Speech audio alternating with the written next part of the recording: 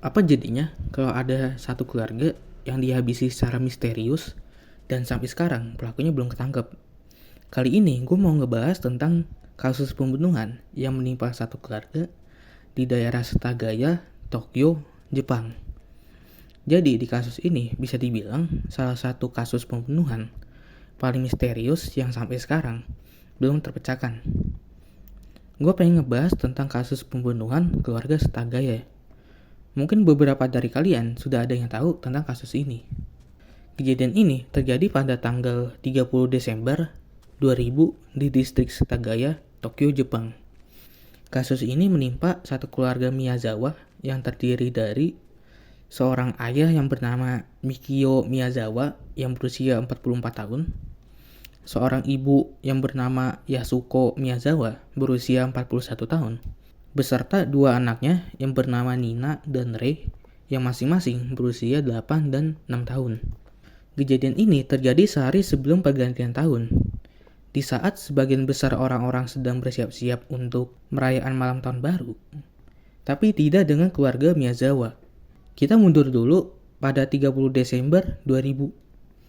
Pada sore hari, mereka sekeluarga sedang bersama hingga pukul 19.00 malam. Pada saat itu, mereka sedang menikmati makan malam mereka setelah berbelanja di suatu tempat. Setelah itu, anak perempuannya, yaitu si Nina, pergi ke rumah neneknya untuk menonton acara televisi sampai pukul 21.30 malam.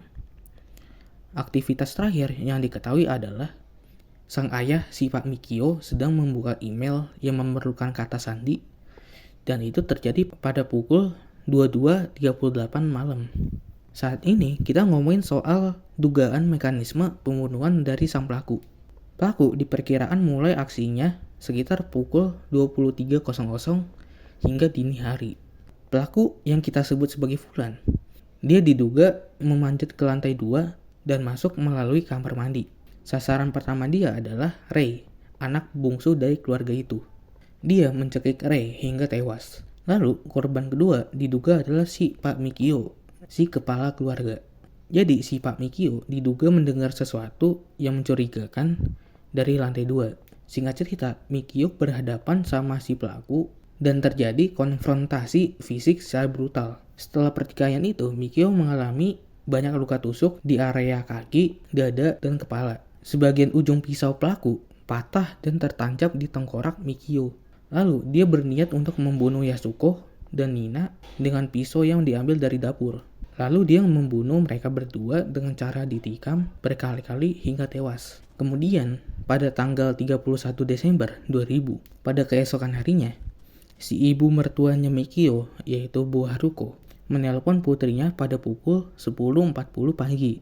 Tapi dia heran kenapa teleponnya tidak dijawab sama dia. Oleh karena itu, si Haruko pergi ke rumah dia yang persis di sebelah rumahnya.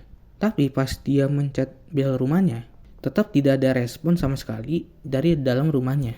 Untungnya dia punya kunci cadangan. Habis itu dia langsung masuk. Setelah dia membuka pintu, dia langsung histeris karena menemukan menantunya tergeletak tak berdaya di lantai dalam kondisi yang mengenaskan. Setelah itu, dia langsung mengecek keadaan anaknya dan cucunya yang berada di lantai 2. Dia tambah histeris karena dia melihat anaknya dan cucunya meninggal dengan cara yang mengenaskan juga. Setelah dia melihat hal itu, dia langsung menelpon pihak polisi agar ditindaklanjuti. Berdasarkan hasil olah TKP, polisi menemukan beberapa hal yang cukup membingungkan. Jadi ternyata si pelaku setelah melakukan aksinya, bukannya kabur melarikan diri, malah dia santai-santai di rumah itu selama beberapa jam. Pihak polisi menemukan darah pelaku, pisau, dan sejumlah pakaian atau barang yang dipakai oleh pelaku.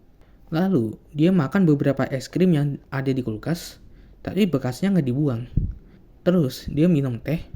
Bahkan, si pelaku sempat-sempatnya buang air besar di rumah korbannya sendiri dan itu nggak disiram sama sekali. Habis itu, pihak kepolisian menganalisa DNA sang pelaku. Dari hasil analisa DNA menunjukkan bahwa si pelaku adalah seorang pria, memiliki golongan darah A, kemungkinan tinggi badannya sekitar 170 cm. Dan analisa kromosom Y-nya menunjukkan kalau si ayah pelaku adalah keturunan orang Asia Timur. Tapi diyakini bukan orang Jepang. Sedangkan ibunya menunjukkan kalau dia memiliki keturunan orang Eropa dari hasil analisis DNA mitokondria. Selain itu, polisi juga menemukan sidik jari pelaku dan mereka tidak menemukan kecocokan database kepolisian Jepang. Seperti yang kita ketahui, kalau ada kejadian seperti ini, pasti ada yang namanya teori konspirasi. Ada yang berteori kalau pelakunya adalah seorang pembunuh bayaran. Ada juga teori kalau kasus ini adalah keterlibatan dengan pihak asing. Pokoknya tuh banyak lah teorinya. Kalau menurut kalian gimana? Tulis teori kalian di komentar.